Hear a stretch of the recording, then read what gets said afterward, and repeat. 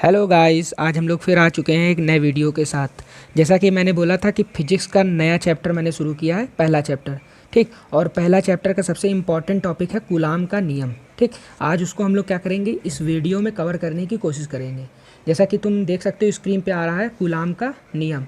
अब coulombs law है क्या? ठीक है, इसको 1785 ईस्वी में फ्रांसीसी वैज्ञानिक ने किया है। ठीक है, देख लो, फ्रांसीसी वैज्ञानिक ने कूलाम ने प्रयोग करके आधार पर दो आवेशों के बीच कार्य करने वाले बल के संबंध में एक नियम दिया, जिसे कूलाम का नियम कहते हैं। ठीक है गाइस, इसकी खोज बोल सकते हो। इसकी खोज क्या कब हुई थी? 1785 ईस्वी में इसकी खोज हुई थी। ये नियम क्या है?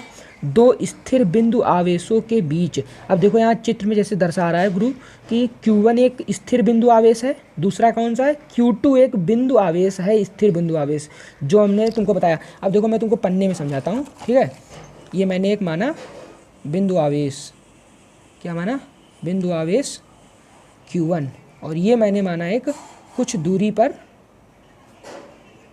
Q2, क्या माना? Q2। ठीक है, Q2 मान लिया। अब इनके बीच की दूरी क्या है? इनके बीच की दूरी क्या है? R, small r। ठीक है, क्या बोल रहा है? दो स्थिर बिंदु आवेशों के बीच लगने वाला आकर्षण अथवा प्रतिकर्षण, आकर्षण बल अथवा प्रतिकर्षण बल दोनों आवेशों की मात्रा के गुणनफल के अनुक्रमानुपाती होते हैं। अब तो गाइज मैं इतनी चीज़ को समझाता हूँ, देखो समझो। दो स्थिर बिंदु आवेशों के बीच लगने वाला आकर्षण बल, बल यानी फोर्स। ठीक है गुरु, बल यानी फोर्स, क्या हो गया? बल यानी फोर्स किसके बराबर होगा? एक इक्वेशन तुमको बना के दिखा रहा हूँ मैं कि आकर्षण अथवा प्रतिकर्षण बल दो आवेशों की मात्राओं के, दो आवेश हैं Q1 और Q2, इनकी जो मात्रा होगी, क्या?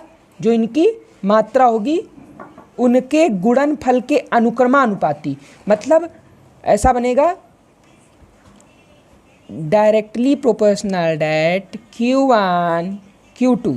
ठीक है, अब कह रहा तथा उनके बीच की दूरी के वर्ग के व्युत्क्रमानुपाती होता है। अब जैसा कि तुम देख रहे हो, मैंने पहले ही तुमको बताया था कि तुम मानोगे, अभी इसमें मानोगे Q1 व Q2 के बीच की दूरी क्या है? R।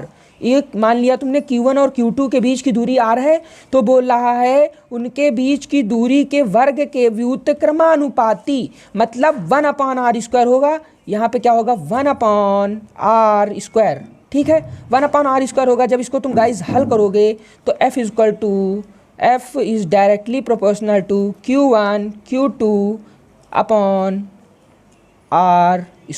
ठीक है गाइस, यही चीज़ पूरा मैंने तुमको बताया। एक बार फिर से देखो, दो स्थिर बिंदु आवेशों के बीच लगने वाला आकर्षण अथवा प्रतिकर्षण बल यानी F, आकर्षण अथवा प्रतिकर्षण बल F दोनों आवेशों की मात्राओं के गुणनफल यानी Q1 इंटू Q2 के अनुक्रमानुपाती मैंने बोल दिया, ये अनुक्रमानुपाती, तथा उनके बीच की दूरी Q1 और Q2 के बीच की जो दूरी है R, उसके वर्ग के, स्क्वायर के वर्ग के व्युत्क्रमानुपाती Q1 Q2 अपॉन R²। ये इक्वेशन मैंने बना लिया। ठीक है, अब इसको, ये जो डायरेक्टली प्रोपोर्शनल है, इसको हटाने के लिए एक नियतांक आएगा, जिसको K बोलते हैं। ठीक है, जहाँ पे K एक नियतांक,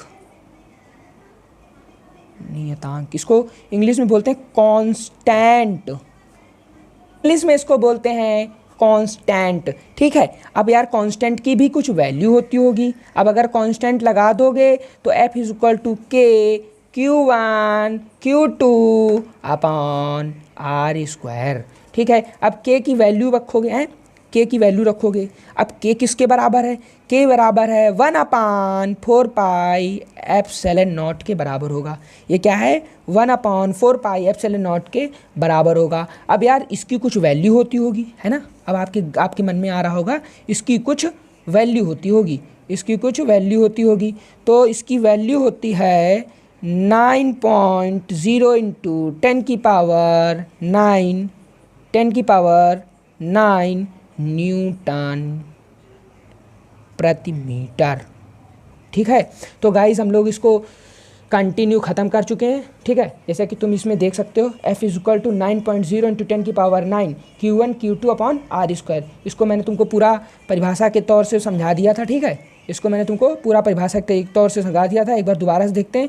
दो स्थिर बिंदु आवेश के बीच लगने वाला आकर्षण अथवा प्रतिकर्षण बल जो F है, आकर्षण अथवा प्रतिकर्षण बल जो F है, दोनों आवेशों की मात्राएं यानी Q1 और Q2 की मात्राओं के गुणनफल यानी बीच में जो गुणा है, गुणे का चिन्ह है, Q1 और Q2 के गुणनफल के अनुक्रमानुपाती तथा उनके बीच की दूरी R के वर्ग के मतलब स्क्वायर के व्युत्क्रमानुपाती होता है। इसके ये डायरेक्टली प्रोपोर्शनल हटाने के लिए के आता है, के होता है 1/4πε0। इसकी वैल्यू होती है 9.0 इंटू 10 की पावर 9। ठीक है, तो इस तरीके से हमारा आ जाएगा कूलाम्स लॉ, जिसकी उत्पत्ति कब हुई थी? फ्रांसीसी वैज्ञानिक ने 1785 ईस्वी में किया था। Thank you for watching. मिलते हैं अगले नेक्स्ट वीडियो में।